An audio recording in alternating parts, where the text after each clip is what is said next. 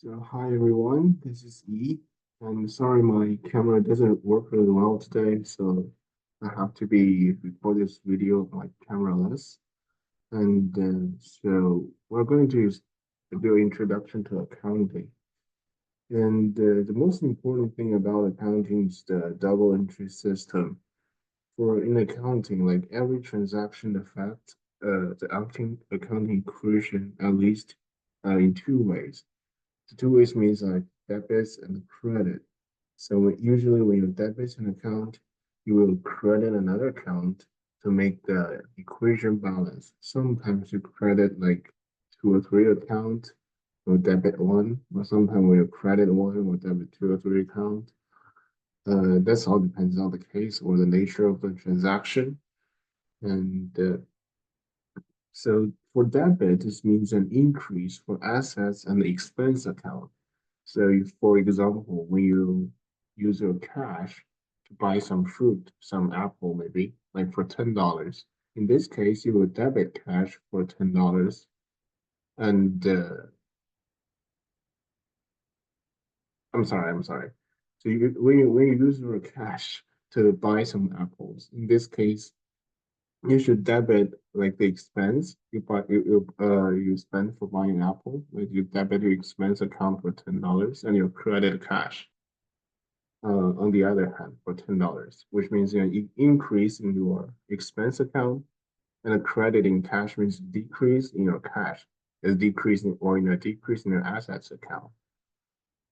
And the credits means an increase for liability, equity, and the revenue account. So in another case, if you are the seller of the apple, you sell the apple to a customer for $10. In this case, you will debit your cash for $10, which should increase in your cash because you're receiving money to sell the apple. And on the other hand, you will credit revenue for another $10 to make it a balance. Also, there's another important thing is balance sheet and trial balances. So trial balance is a list of all the general ledger accounts in detail. Um, for example, for general ledger accounts, for example, in cash, there could be a general, like a separate general ledger account for each bank account. And for expense, there could be separate like type of expenses.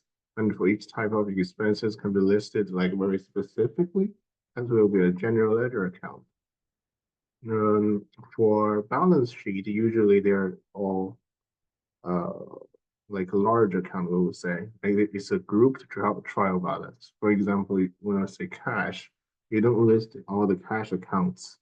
And for example, the account for Bank of America, you have a general ledger account for Chase, you have a general ledger account for Citibank, but in presenting the balance sheet, you just present the total cash account in the balance sheet. And for balance sheet, all the accounts are listed based on the liquidity. So start with the cash. So the amount of cash is most liquid. The liquid means like how fast can it be translated into cash? Your cash.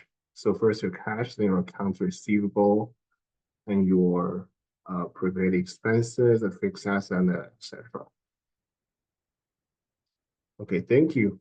Hope you enjoy the video and see you next time.